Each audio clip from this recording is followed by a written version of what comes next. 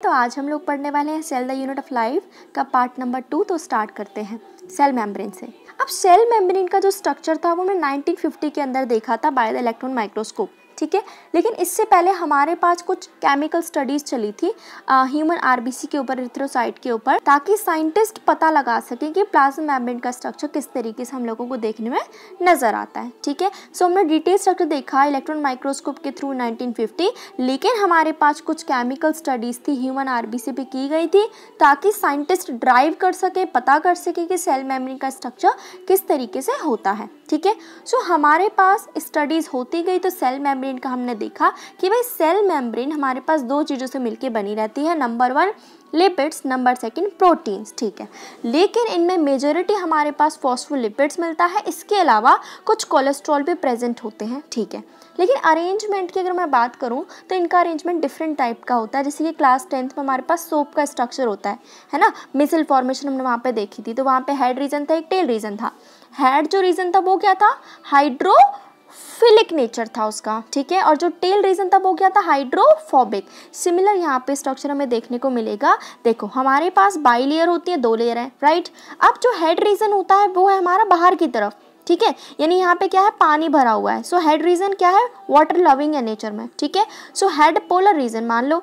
अब बीच में क्या है, इधर भी टेल है और इधर भी टेल है। अब जो टेल रीजन होता है वो होता है हमारा नॉन पोलर एंड, ठीक है। सो जैसे 10th में था मिसल फॉर्मेशन में बाद में देखा था, वहाँ पे हेड रीजन था, फिर टेल रीजन था, सेम यहाँ पे है, ठीक है। सो बाई लेयर्स में अरेंज होता है हमारे पास सेल मेम्ब्रेन का स्ट्रक्चर। एक हेड रीजन होता है जो कि हाइड्रोफिलिक है, एक टेल रीजन है जो कि हाइड्रोफोबिक होता है, ठीक है। अब देखो मैंने यहाँ पे आपको क्या बताया, तो यही तो बताया कि भाई सेल मेम्ब्रेन हमारे पास लिपिड्स और प्रोटीन्स की मिलके बनी रहती है। इसमें सबसे ज़्यादा हमें देखने को मिलता है फॉस्फोलिपिड्स और कुछ कोलेस्ट्रॉल भी हमें देखने को यहाँ पे मिलते हैं। अरेंजमेंट कैसा होगा भाई, जो पोलर हेड है वो बाहर की तरफ होगा और जो हाइड्रोफोबिक टेल है वो अंदर की तरफ होगी, ठीक है। सो इससे हमें क्या एश्योरिटी मिलती है, ताकि हमारा जो नॉन पोलर टेल है यानी जो हाइड्रोकार्बन का जो पार्ट है वो हमारा प्रिवेंट रहे एक्वस एनवायरनमेंट से, और कहाँ पे स्टोर है, वो अंदर की तरफ यहाँ पे प्रेजेंट है, ठीक है। अब देखो आगे हमने देखा कि भाई बायोकेमिकल इन्वेस्टिगेशन हमने की।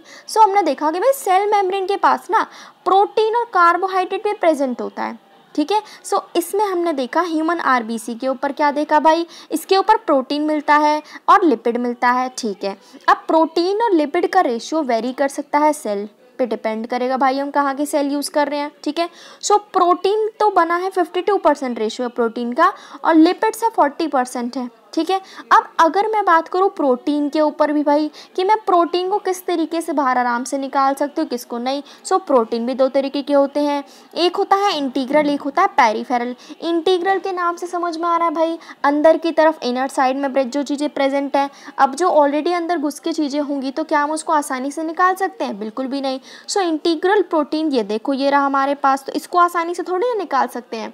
तो हो सकता है या तो ये पूरा का पूरा अंदर की तरफ हो, बाई लेयर के अंदर हो, ठीक है, या फिर हो सकता है पार्शियली अंदर बैठा हो। तो इसको निकालने में हमें काफ़ी कोशिश करनी पड़ेगी। एक होता है पेरिफेरल प्रोटीन, पेरी मतलब ऊपर की परत पे प्रेजेंट है, ऊपर के देखो ये रहा आपके पास पेरिफेरल प्रोटीन। सो प्रोटीन में हमारे पास 2 कैटेगरी के होते हैं, number 1 integral, number 2 peripheral protein, ठीक है। तो देखो बाद में बायोकेमिकल इन्वेस्टिगेशन ने रिवील किया कि भाई जो सेल मेम्ब्रेन है उसके पास प्रोटीन कार्बोहाइड्रेट दोनों चीज़ें मिलती हैं, ठीक है। अभी मैंने आपको बताया जो इनका रेशियो होता है प्रोटीन या फिर लिपिड का वो वेरी कर सकता है इन डिफरेंट सेल टाइप, ठीक है। ह्यूमन बींग्स की अगर मैं ह्यूमन आरबीसी की बात करूँ एरिथ्रोसाइट की, सो 52% क्या मिलेंगे प्रोटीन, 40% उसके पास लिपिड्स, ठीक है।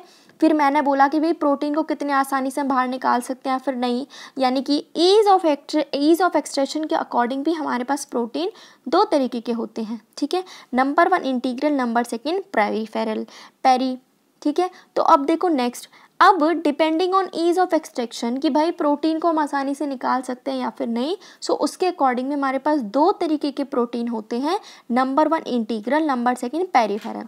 पेरिफेरल के नाम से समझ में आ रहा है कि यानी कि ऊपर की परत पे, ऊपर की तरफ प्रेजेंट आउटर सरफेस पे वो होगा पेरिफेरल प्रोटीन। सो ये होता है पेरिफेरल, ठीक है। इंटीग्रल के नाम से आता है इनर साइड, यानी कि जो अंदर की तरफ जो प्रोटीन होगा ना, ये है हमारे पास इंटीग्रल प्रोटीन, जो कि पूरा का पूरा मेम्ब्रेन के अंदर बरिड है, या तो पार्शियली हो सकता है या फिर टोटली हो सकता है, ठीक है। इसके बाद हमारे पास निकलसन और सिंगर आते हैं, 2 साइंटिस्ट 1972 के अंदर। वो हमें एक मॉडल देते हैं जिसको बोलते हैं फ्लूइड मोज़ेक मॉडल। अब भाई फ्लूइड के नाम से कुछ ना कुछ समझ में आ रहा है, यानी पानी होगा और पानी के अंदर कुछ ना कुछ चीज़ें तैर रही होंगी, सेम। तो हमारे पास यहाँ क्या होता है, पूरे में लिपिड भरा रहता है। लिपिड से याद रखो Li से लिपिड, Li से लिक्विड, यानी लिपिड लिक्विड की फॉर्म में यहाँ पे है, ठीक है। और उसके अंदर क्या चीज़ें तैर रही हैं, प्रोटीन तैर रहा है, ठीक है। सो इससे क्या होगा, हमारे पास जो फ्लूइड नेचर पाया लिपिड का, उसकी वजह से हमें मदद मिली ताकि हमारे पास मूवमेंट हो सके प्रोटीन की। इसके अलावा भाई क्या होता है, अच्छे से सेल की ग्रोथ हो गई, सेल की डिवीज़न हो गई, फॉर्मेशन होगा, इंटरसेलुलर जंक्शन, है ना, इधर उधर सेल आपस में मिल पाएंगे, जंक्शन हो पाएगा उनके बीच में, सिक्रेशन हो पाता है काफ़ी सारी मटेरियल्स का, एंडोसाइटोसिस हो पाएगी, ठीक है। तो देखो इम्प्रूव मॉडल दिया गया सेल मेम्ब्रेन का, किसने दिया था, सिंगर और निकलसन ने 1972, जिसको बोलते हैं फ्लूइड मोज़ेक मॉडल, ठीक है। इसके अकॉर्डिंग क्वाजी फ्लूइड नेचर होता है हमारे पास लिपिड का, जिसकी वजह से प्रोटीन्स की मूवमेंट हो पाती है पूरी लेयर के अंदर, ठीक है। अब जो फ्लूइड नेचर है इसके अलावा और भी फंक्शन प्रोवाइड करता है भाई, लाइक सेल की ग्रोथ करेगा, सेल की डिवीज़न करवाएगा, इंटरसेलुलर जंक्शन बनवाता है, ठीक है, सीक्रेशन हो गया, एंडोसाइटोसिस हो गया। तो ये भी इसके काफ़ी सारे फायदे होते हैं इस नेचर के, ठीक है, लिपिड जो था हमारे पास। अब बात करती हूँ मैं थोड़ा सेल मेम्ब्रेन के स्ट्रक्चर की, उसका क्या क्या फंक्शन होता है। तो स्ट्रक्चर हमने ऊपर देख लिया, आप देखते हैं फंक्शन। तो फंक्शन की मैं बात करूँ तो सेल मेम्ब्रेन होती है सिलेक्टिवली परमिएबल मेम्ब्रेन। अब सिलेक्टिवली के नाम से समझ में आ रहा भाई, हम ना सबको एंट्री नहीं देंगे, हम ना लोगों को सिलेक्ट करेंगे कि भाई अच्छा इसको एंट्री देनी तो अंदर, इसको अगर बाहर निकालना तो उसको एग्जिट करवा देंगे, ठीक है। परमिएबल का मतलब परमिशन देनी, यानी हमारे पास सेल मेम्ब्रेन जो होती है वो होती है सिलेक्टिवली परमिएबल मेम्ब्रेन, यानी कि वो किसी चीज़ को अंदर आने देगी, अदरवाइज नहीं आने देगी, उसकी मन की मर्जी चलने वाली। जैसे कि हम अपने घर में रहते हैं, सबको एंट्री तो नहीं देते ना अपने मेन डोर से, किसी किसी को देंगे जिनको हम जानते हैं, सेम यहाँ पे होगा, ठीक है। अब हमें क्या करवाना है, सब्सटेंस का ट्रांसपोर्ट। हम सब जानते हैं भाई सेल मेम्ब्रेन है, अब उसी के थ्रू तो चीज़ें अंदर और बाहर जाएंगी, ठीक है। और ये भी क्या है, सेमी परमिएबल है, यानी किसी किसी को देगी, ठीक है। तो क्या करती है, पहला है पैसिव ट्रांसपोर्ट, दूसरा है एक्टिव। अब पैसिव के नाम से समझ में आता है कि भाई कोई भी एनर्जी नहीं लगानी, और एक्टिव के नाम से समझ में आ रहा है एक्टिवली हम लोग पार्टिसिपेट कर रहे हैं ताकि मैं चीज़ों को इधर से उधर या उधर से इधर ला सकूं, तो उसमें हमें एनर्जी यूटिलाइज करनी पड़ेगी, ठीक है। सो पैसिव ट्रांसपोर्ट का मतलब हायर कंसंट्रेशन से लोअर कंसंट्रेशन की तरफ हम सब्सटेंस का मूवमेंट करवाएंगे। कैसे भाई, मान लो आपके पास यहाँ पे ऑक्सीजन इधर ज़्यादा है बाहर की तरफ और सेल मेम्ब्रेन के अंदर कम है, तो इधर O2 कम, इधर O2 ज़्यादा, तो इधर से इधर मूवमेंट होगी हमारे पास, यानी हायर कंसंट्रेशन से लोअर कंसंट्रेशन की तरफ मूवमेंट होगी सॉल्यूट्स की, ठीक है। उसमें आपकी गैसेस वगैरह भी आ गई। सो इसको बोलते हैं सिंपल डिफ्यूज़न, ठीक है। हायर कंसंट्रेशन से लोअर कंसंट्रेशन की तरफ मूवमेंट होना, इसी को बोलते हैं सिंपल डिफ्यूज़न, ठीक है। एक्टिव ट्रांसपोर्ट के अंदर भाई क्या होता है, हमें एनर्जी देनी पड़ेगी in the form of ATP। जैसे कि हमें पानी का मूवमेंट करवाना है, सो हम क्या करवाएंगे, ऑस्मोसिस। ऑस्मोसिस का मतलब ही ये है कि भाई मूवमेंट करवा दो पानी का, ठीक है। तो देखो इंपॉर्टेंट फंक्शंस क्या होते हैं हमारे पास, मॉलिक्यूल्स का ट्रांसपोर्ट करवाना, ठीक है। अब मेम्ब्रेन क्या है, सिलेक्टिवली परमिएबल मेम्ब्रेन होती है। अब काफ़ी सारे मॉलिक्यूल्स होते हैं जो कि मूव कर सकते हैं मेम्ब्रेन से बिना किसी एनर्जी के रिक्वायरमेंट में, ठीक है। उसको बोलते हैं passive transport. Example neutral solutes हो गए, लाइक तुम्हारे पास कुछ गैसेस वगैरह हो गई, वो सिंपल डिफ्यूजन के थ्रू ट्रांसपोर्ट हो जाएंगी, ठीक है, फ्रॉम हायर टू लोअर। इसी तरीके से पानी का भी हम मूवमेंट करवाएंगे। सो पानी के मूवमेंट करवाएंगे उसको बोलते हैं ऑस्मोसिस, ठीक है। इसके अलावा एक और यहाँ पे चीज़ देखिए, हमारे पास क्या होता है ना, पोलर मॉलिक्यूल होता है प्रोटीन, ठीक है, और नॉन पोलर मैंने अभी आपको बताया था, ये रीज़न था जहाँ पे टेल प्रेजेंट थी अंदर की तरफ। सो अगर हमें यहाँ प्रोटीन की एंट्री करवानी है, सो ये तो ऑलरेडी नॉन पोलर है, तो ये तो पोलर को एंट्री नहीं देगी, तो इसीलिए हमें एक सहारे की ज़रूरत पड़ती है जिसको बोलते हैं कैरियर। सो कैरियर प्रोटीन की मदद से ये प्रोटीन अंदर जा पाएगा, ठीक है। सो पोलर मॉलिक्यूल एंट्री कर पाता है नॉन पोलर एनवायरनमेंट के अंदर थ्रू द कैरियर प्रोटीन, ठीक है। तो यहाँ पे एक लाइन दी गई है कि जो पोलर मॉलिक्यूल है वो पास नहीं कर सकते नॉन पोलर लिपिड बाइलेयर के अंदर, सो इसलिए हमें कैरियर प्रोटीन की ज़रूरत पड़ेगी ताकि ट्रांसपोर्ट हो सके आसानी से, ठीक है। इसके अंदर मैंने आपको बता दिया कि भाई इसके अंदर हमें एनर्जी देनी पड़ेगी, इसके अंदर कोई भी एटीपी वगैरह की ज़रूरत हमें यहाँ पे नहीं पड़ेगी, ठीक है। अब अपना नेक्स्ट टॉपिक स्टार्ट करते हैं, सेल वॉल। अब देखो हमारे पास सेल है, फिर सेल मेम्ब्रेन है, देन क्या है, सेल वॉल। अब सेल वॉल किसके अंदर मिलती है, प्लांट्स के अंदर, फंजाई के अंदर मिलती है, राइट। अब हमारे अंदर तो सेल वॉल नहीं है, अब हमारी बॉडी इतनी सॉफ्ट है, लेकिन आप प्लांट की बॉडी देखो वो कितनी ज़्यादा रिजिड होती है ना, उसकी एक पर्टिकुलर शेप होती है। सेल वॉल हमारे पास क्या क्या फंक्शन परफॉर्म करती है, सबसे पहले तो भाई शेप प्रोवाइड करेगी, बॉडी को प्रोटेक्ट करेगी ताकि उसे कोई डैमेज ना कर सके, ताकि कोई इन्फेक्शन वगैरह ना हो सके, है ना। सेल टू सेल इंटरेक्शन हो सकता है, बैरियर बना रही है। अब देखो ये प्लांट है, ये इसकी ये सेल वॉल, इसके अंदर का मटेरियल बाहर वाले मटेरियल से, बाहर वाले एनवायरनमेंट से बिल्कुल सेपरेट है ना, एक बैरियर बना रही है, राइट। देखो हमारे पास क्या है, नॉन लिविंग रिजिड स्ट्रक्चर होता है जिसको बोलते हैं सेल वॉल, ठीक है। कवरिंग होती है प्लाज्मा मेम्ब्रेन के ऊपर, चाहे वो फंजाई के अंदर या फिर प्लांट्स के अंदर हो, ठीक। सेल वॉल हमें शेप प्रोवाइड करके देगी, प्रोटेक्शन करती है, सेल टू सेल इंटरेक्शन करती है, ठीक है, बैरियर बनाती है फ्रॉम अनडिजायरेबल मैक्रोमोलिक्यूल, ठीक है। अब मैं बात करूँ कि भाई एल्गी का बता दो और प्लांट सेल की वॉल कैसे बनी रहती है। एल्गी की सेल वॉल बनी रहती है सेलुलोज, गैलेक्टोज, मैनन्स, मिनरल्स। अब जो मिनरल्स हैं वो किससे बने, कैल्शियम कार्बोनेट से बने रहते हैं, ठीक है। प्लांट की सेल वॉल हम छोटी क्लासेस से ही पढ़ते आते हैं, सेलुलोज से, हेमीसेलुलोज से, पेक्टिन से, प्रोटीन से बनी रहती है, ठीक है। देखो यहाँ पे क्या लिखा है, हमारे पास एल्गी की सेल वॉल होती है जो कि सेलुलोज, नीचे मैंने गैलेक्टोज बोल दिया, गैलेक्टन्स, मैनन्स, मिनरल से बनी रहती है, ठीक है, लाइक कैल्शियम कार्बोनेट। जबकि जो प्लांट की जो वॉल है वो है सेलुलोज, हेमीसेलुलोज, पेक्टिन और प्रोटीन से बनी रहती है, ठीक है। इसके अलावा मैं एक थोड़ी बहुत मॉडिफिकेशन बताना चाहूँगी। हमारे पास जो प्लांट्स होते हैं ना, यंग प्लांट्स, उनकी जो सेल वॉल होती है वो दो तरीके की है, पहली है प्राइमरी, दूसरी है सेकेंडरी। अब प्राइमरी के अंदर हमारे पास सेल ग्रोथ होती है, वो ग्रोथ अच्छे से कर सकती है, जैसे ही वो मैच्योर हो जाती तो वो सेकेंडरी सेल वॉल में कन्वर्ट हो जाती है। अब सेकेंडरी सेल वॉल कभी भी हमारे पास ग्रोथ नहीं करती है, ठीक है। यहाँ पे देखो हमारे पास प्राइमरी सेल वॉल तो सबसे बाहर की तरफ होती है और सेकेंडरी सेल वॉल अंदर की तरफ। अब ये देखो एक तरीके से क्या करेगी, यहाँ पे कोई भी सेल की यहाँ पे ग्रोथ नहीं होती है, ठीक है। देखो यहाँ क्या लिखा है, हमारे पास प्राइमरी वॉल होती है जो कि ग्रोथ अच्छे से कर सकती है और सेकेंडरी वॉल होती है जो कि ग्रोथ नहीं करती है, जो कि इस प्राइमरी सेल वॉल के अंदर की तरफ प्रेजेंट है, ठीक है। फिर एक आता है हमारे पास प्लाज्मोडेस्माटा। अब प्लाज्मोडेस्माटा भाई क्या करता है, देखो अगर मैं कहूँ कि मेरे को तो दो सेल को जुड़वाना है तो वो कैसे जुड़वाएंगे। अंदर का प्लाज्मा मुझे दूसरे वाली प्लाज्मा की एक तरीके से मुझे ज्वाइन करवाना है, कनेक्ट करवाना है, वो हम करवाते हैं प्लाज्मोडेस्माटा के थ्रू। प्लाज्मोडेस्माटा जंक्शन बना रहा है, बेसिकली ब्रिज बना रहा है ताकि दोनों सेल का साइटोप्लाज्म आपस में मिल सके, ठीक है। इस पोर्शन को बोलेंगे मिडिल लैमेला, जो कि बना रहता है कैल्शियम पेप्टेट के थ्रू बना रहता है, ठीक है। मिडिल लैमेला कैल्शियम पेप्टेट का बना है, जो कि हमारे पास बाकी सेल्स को, यानी जो दो पड़ोसी सेल है, नेबरिंग सेल, उसको पकड़ के रखेगा, ठीक है। हमारे पास प्लाज्मोडेस्माटा होता है जो कि साइटोप्लाज्म को कनेक्ट करवाता है बाय द नेबरिंग सेल, ठीक है। सेल वॉल यहाँ तक आई होप समझ में आया हो। अब देखते हैं एंडोमेम्ब्रेन सिस्टम।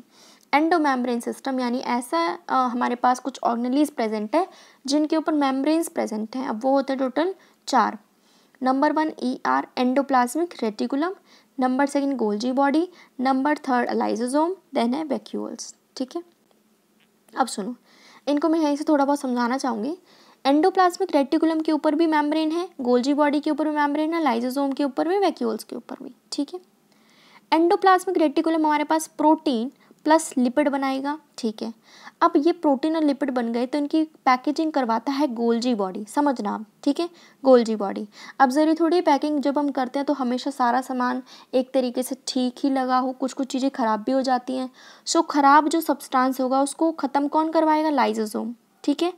वैक्यूल्स क्या करते हैं, एक्स्ट्रा जैसे कि कुछ सब्सटेंस हो गए जिनको स्टोर करके रखना है तो वो करते हैं वैक्यूल्स। कंपनी की तरह मान के चलो, एंडोप्लाज्मिक रेटिकुलम हमारे पास मैन्युफैक्चरिंग कराएगा प्रोटीन्स की, लिपिड्स की। पैकिंग करवाता है गोल्जी बॉडी। पैकिंग के सामान पे जो मतलब कुछ एक्स्ट्रा सामान निकला है उसको ख़त्म करवाना है, वो करेगा लाइसोसोम्स। स्टोर कराना है सामान को तो वो करेगा वैक्यूल्स, ठीक है।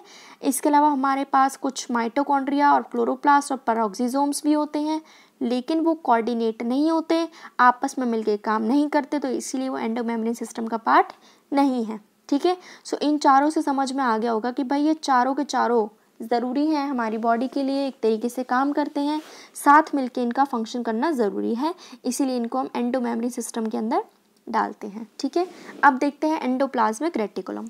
सो इलेक्ट्रॉन माइक्रोस्कोप के थ्रू हमने देखा कि भाई हमारे पास ना एक सिस्टम प्रेजेंट है सेल के अंदर, न्यूक्लियस के पास में बैठा रहता है एक एंडोप्लाज्मिक रेटिकुलम, इस तरीके से होता है।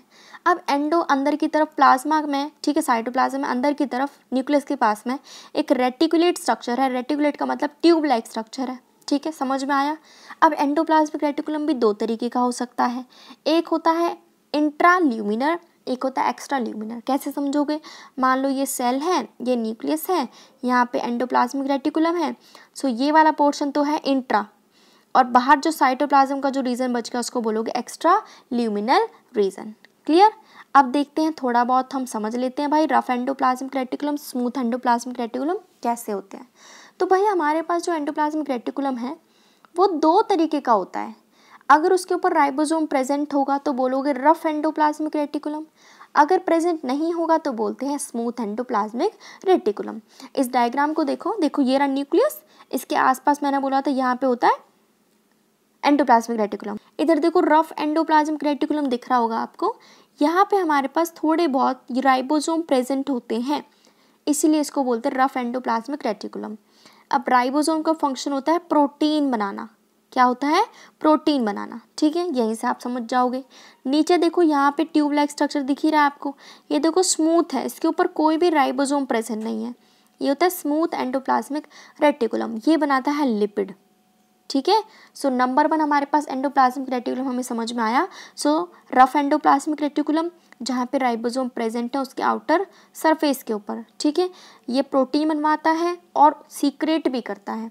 दूसरा है स्मूथ एंडोप्लाज्मिक रेटिकुलम जो कि एब्सेंट है, जहाँ पे राइबोसोम है ही नहीं, तो ये बनवाता है लिपिड्स और कुछ इसी के जैसे स्टेरॉइड्स के हार्मोन्स बनवाता है। ठीक है, सो देखो हमारे पास क्या है भाई, एंडोप्लाज्मिक रेटिकुलम के ऊपर राइबोसोम्स प्रेजेंट होते हैं, सो बोलेंगे रफ एंडोप्लाज्मिक रेटिकुलम। अब रफ से आप समझ जाओगे भाई उसके ऊपर कुछ ना कुछ प्रेजेंट है तो उसका रफ सरफेस होगा जब उसके ऊपर ऑलरेडी चीज़ें लगी हुई हैं। एक होता है स्मूथ, स्मूथ का मतलब शाइनी सरफेस है, वहाँ पे कुछ भी प्रेजेंट नहीं है। ठीक है, सो उसको बोलते हैं SER, smooth endoplasmic reticulum. Rough endoplasmic reticulum हमारे पास प्रोटीन बनवाता है और सीक्रेशन करवाता है। ठीक है, स्मूथ एंडोप्लाज्मिक रेटिकुलम लिपिड्स की फॉर्मेशन करवाएगा और इसी के जैसे कुछ स्टीरॉयडल्स हार्मोन्स बनवाता है। आ गया जी समझ में। नेक्स्ट देखते हैं अपने पास गोल्जी बॉडीज़। अब गोल्जी बॉडी क्या होती है भाई, सुन लो। पहले तो गोल्जी समझ, गोल्जी ही क्यों कहते हैं, क्योंकि एक साइंटिस्ट थे कैमिलो गोल्जी।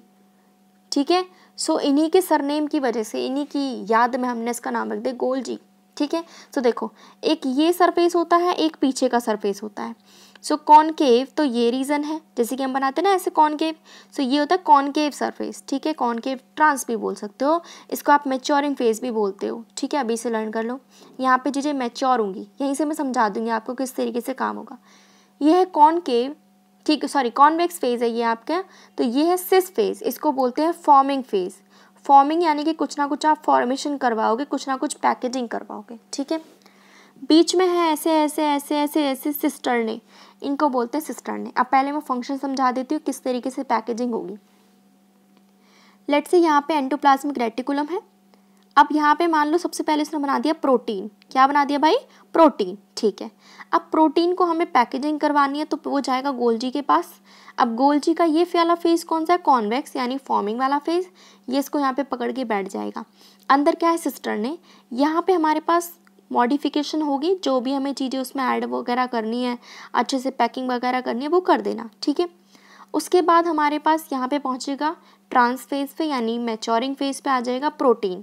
किस फॉर्म में आएगा, ग्लाइको प्रोटीन। तो इस तरीके से हमारे यहाँ पे हो जाएगा काम।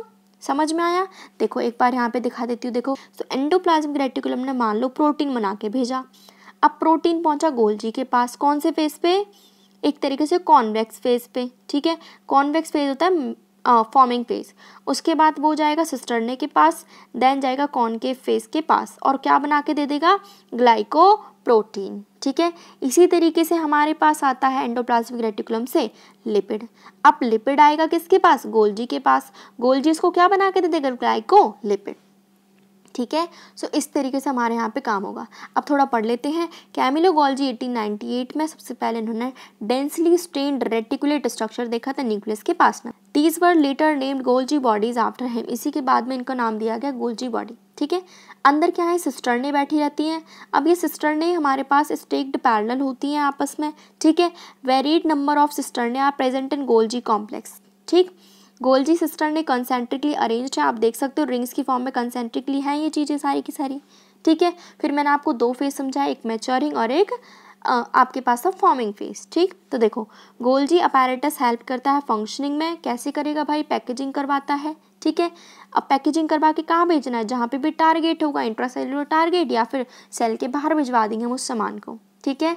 मटेरियल्स को हम गोले फॉर्म में, एक तरीके से वेसिकल्स के फॉर्म में पैक करते हैं, ठीक है। सो एंडोप्लाज्मिक रेटिकुलम हमेशा सिस फेज के साथ अटैच होता है। सिस फेज कौन सा है हमारे पास, कॉन्वेक्स फेज, यानी कि फॉर्मिंग फेज के साथ हमेशा अटैच होता है।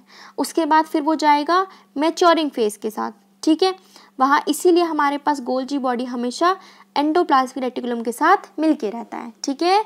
फिर हमारे पास कुछ प्रोटीन्स होते हैं, जैसे कि हमारे पास प्रोटीन्स हुए जो किसने बनाए थे, राइबोसोम ने, कहाँ पे, एंडोप्लाज्मिक रेटिकुलम के अंदर। सो अब वो जाएंगे हमारे पास पहले सिस फेज में, देन जाएंगे ट्रांस फेज में। ट्रांस यहाँ पे याद रखो ट्रांसफॉर्मेशन हो गई, यानी कि मॉडिफिकेशन हो गई कंप्लीट, मैच्योर हो गया, ठीक है। सो प्रोटीन आया तो ग्लाइकोप्रोटीन में चेंज कर दिया, लिपिड आया तो ग्लाइकोलिपिड्स के अंदर चेंज कर दिया, ठीक है। अब देखते हैं लाइसोसोम। अब मैंने अभी आपको ऊपर समझाया था ये मेम्ब्रेन बाउंड वेसिकुलर स्ट्रक्चर होता है, ठीक है। लाइसोसोम ये कब बनते हैं भाई, जब पैकेजिंग करवा रहे होते हैं गोल्जी अपैरेटस के अंदर। इनका काम क्या है, चीज़ों को देखते ही ख़त्म कर देना, जैसे WBC का काम होता है। एग्जाम्पल मान के चलो आपके पास कार्बोहाइड्रेट ज़्यादा बन गया, सो ये एक एंजाइम निकालेगा कार्बोहाइड्रेट, उससे उसको ख़त्म करवा देगा, फिनिश करवा दिया। अगर प्रोटीन ज़्यादा बना तो प्रोटीएज से उसको डाइजेस्ट करवा दो, लिपिड्स बना तो लाइपेजेस से उसको डाइजेस्ट करा दो, न्यूक्लिक एसिड बना दो न्यूक्लियस से उसको डाइजेस्ट करा दो, ठीक है। सो ये हमारे पास पैकेजिंग इन गोल्जी अपैरेटस के टाइम पे चीज़ें बनती हैं। ये क्या करता है भाई, डाइजेशन करवा देता है, ठीक है। सो ये काफ़ी रिच होता है, इसके पास सभी तरीके के हाइड्रोलिटिक एंजाइम्स होते हैं। लाइक लाइपेजेस क्या करेगा, लिपिड्स को ख़त्म कराएगा, प्रोटीएजेस प्रोटीन को, कार्बोहाइड्रेट्स कार्बोहाइड्रेट को, और न्यूक्लिएजेस न्यूक्लिक एसिड को, ठीक है। एक पर्टिकुलर pH पे ये काम करता है। अब नेक्स्ट है हमारे पास वैक्यूल्स। अब वैक्यूल्स क्या करते हैं हमारे पास, मान के चलो आप लोग हो, अब जैसे हमारे पास कोई नई चीज़ आती है तो ज़रूरी थोड़ी हम पुरानी वाली को फेंक देंगे, स्टोर करके रख लेते हैं ना, ठीक है। सो वैक्यूल्स का काम भी स्टोरिंग का ही है। So membrane bound space found in cytoplasm, ठीक है। तो प्लांट के अंदर सबसे ज़्यादा वैक्यूल होता है, 90% वॉल्यूम प्लांट का बना रहा होता है वैक्यूल, ठीक है। इसके बाहर एक कवरिंग होती है जिसको बोलते हैं टोनोप्लास्ट। तो पहले देखो ये सेल है, अंदर क्या है, साइटोप्लाज्म है, ठीक है। ये देखो ये स्ट्रक्चर है वैक्यूल और इसके ऊपर एक कवरिंग है जिसको बोलते हैं टोनोप्लास्ट।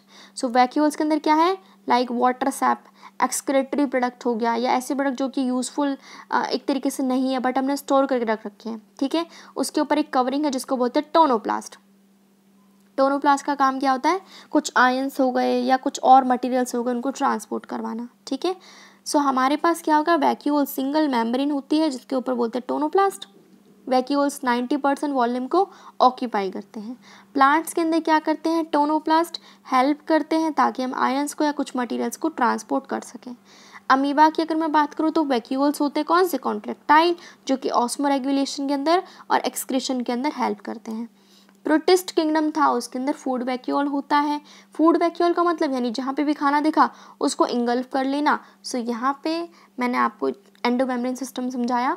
इससे आगे का पोर्शन नेक्स्ट वीडियो में कंप्लीट करेंगे। जिसको भी पसंद आए तो please do like, subscribe and share.